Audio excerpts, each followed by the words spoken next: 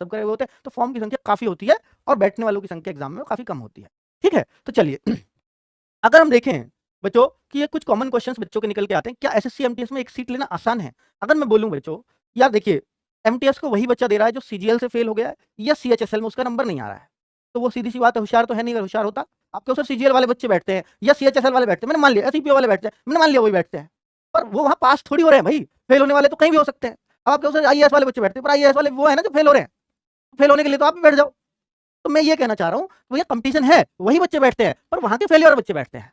ठीक है, दूसरा सर सीट लेना आसान है। आज की कंपटीशन की दुनिया में जहां बिना फिजिकल के बिना मेडिकल के अगर कहीं सीट मिल रही है वो भी सिर्फ 10th योग्यता से, सीधी 32,000 की सैलरी, सरकारी दामाद सीधा सीधा, तो क्या भाई आसान हो सकती है? खुद बताओ, नहीं हो सकती। हर कोई फाइट मारेगा यार, सीजीएल मेरा होगा नहीं होगा मुझे नहीं पता, इस बार हो सकता है इंस्पेक्टर निकल जाए उसका, पर मैं इसको देखकर तो ट्राई कर ही लेता हूं एक बार, कोई नहीं 30-32 तो रहेंगे हाथ में, तो ट्राई से मार लेते हैं।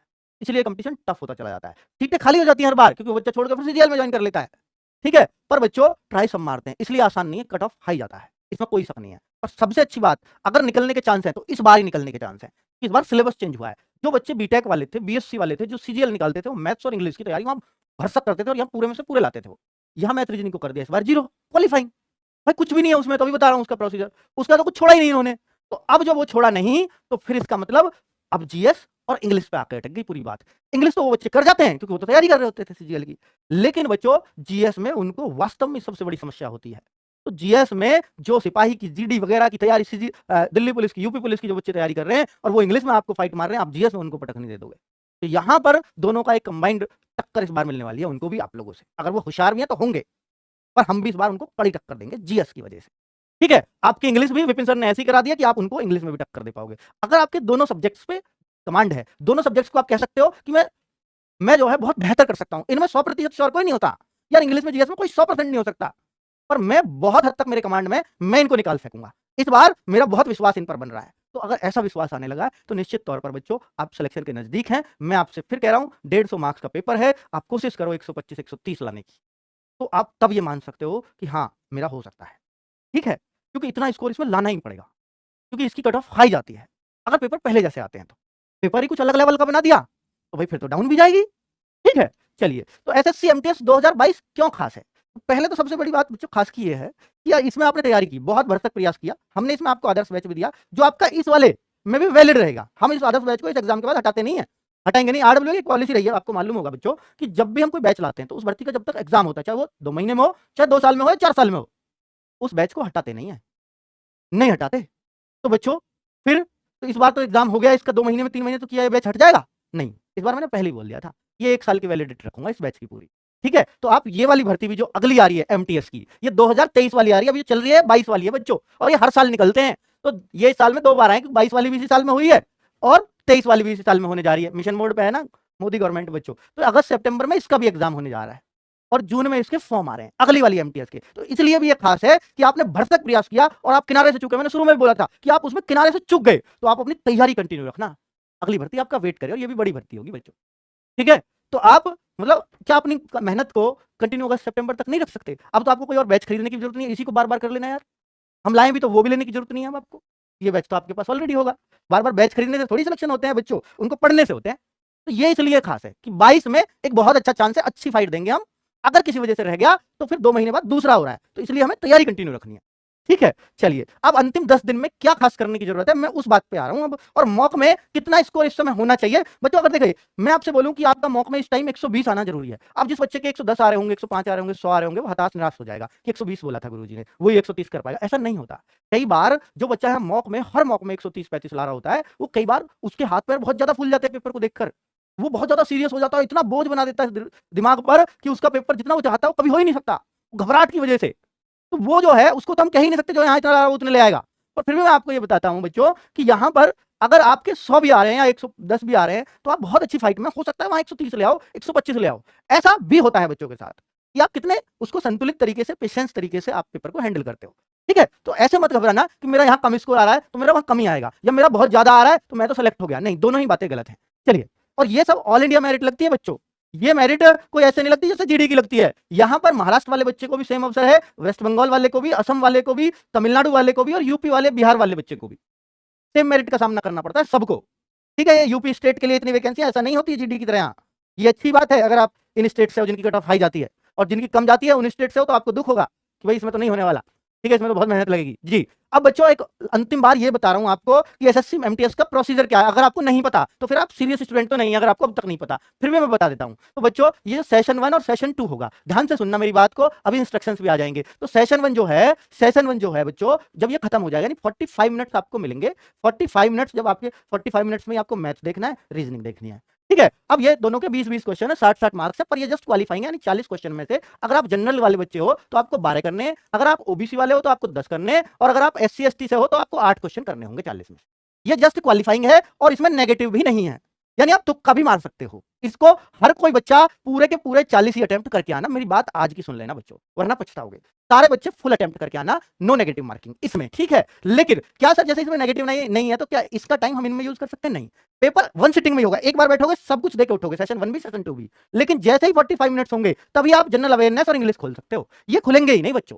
सेशन 2 तभी स्टार्ट होगा जब आपके 45 मिनट्स खत्म हो जाएंगे। इन दोनों को आपस में देख सकते हो, इसको चाहो पहले करना मैथ को या रीजनिंग को, इनको आगे पीछे कर सकते हो आप, लेकिन इनको इनकी शक्ल ही नहीं देख सकते 45 मिनट से पहले। जैसे ही 45 मिनट खत्म होंगे सेशन 2 स्टार्ट लिखा आएगा, सेशन 2 स्टार्ट, और आप जैसे स्टार्ट करते हैं तो वहां पर ये दोनों चल जाएगा इनका टाइम। अब इनके लिए भी 45 मिनट्स अलग से है। तो बच्चों तो यहाँ पर 25 क्वेश्चन है, जीएस के 25 क्वेश्चन में टाइम नहीं लगता, और भाई थोड़ी समझ के हो सकते हैं, क्योंकि जब इतना टाइम दे रहे हैं तो सीधी सी बात है थोड़े से समझ के क्वेश्चन हो सकते हैं। क्वेश्चन एक एक में 2-2 चीजें पूछ सकता है जीएस में, जैसे सीजीएल में टीयर 2 में हुआ भी है। ठीक है, पर मुश्किल नहीं है, ऐसी मत सोच के जाना कि मुश्किल आएगी जीएस। और जो इंग्लिश लैंग्वेज है उसके भी 25 क्वेश्चन आने हैं, 75 मार्क्स। इन दोनों के मार्क्स जो है 75-75, इन 150 में से कट ऑफ आपका बनने वाला है। यानी ये चेक ही तब होंगे जब आप अगर जनरल में हो इतने क्वेश्चन सही हैं, आप ओबीसी में हो इतने, और एससी एसटी में हो इतने, अगर इतने इतने सही है तो ही ये चेक होगा। अगर आपके इतने इतने सही नहीं है तो बच्चों ये चेक भी नहीं होगा। ईडब्ल्यूएस वाले भी यही है, ओबीसी ईडब्ल्यूएस ये है, ठीक है, जनरल ये है, एससी एसटी ये है, ठीक है, चाहे महिला हो या पुरुष हो। ठीक है बच्चों, तो 150 में से यानी इसमें जो ज्यादा बच्चा स्कोर करेगा वो सिलेक्शन पाएगा। यही बात यहां लिखी हुई है जो मैंने आपको समझा दिया। लेकिन खास बात यह है कि 1/3 नेगेटिव मार्किंग है, यानी आप एक क्वेश्चन सही करो तो आपको 3 नंबर मिल जाते हैं, लेकिन अगर आपने एक गलत यानी टोटल 3 गलत कर दिए तो फिर आपका 1 नंबर यहां पर क्या हो जाएगा, 1/3 1/3 1/3, यानी एक क्वेश्चन कट जाएगा, एक क्वेश्चन बच्चों कट जाएगा, नहीं एक मार्क्स घटेगा, 1 मार्क्स यहां घटेगा, 1 मार्क्स यहां घटेगा, 1 मार्क्स यहां घटेगा, यानी टोटल -3 हो जाएंगे। 3 ही मिले थे एक पर, और 3 क्वेश्चन आपने गलत कर दिए, एक सही किया 3 गलत किए, तो आप 0 पर आ गए हो।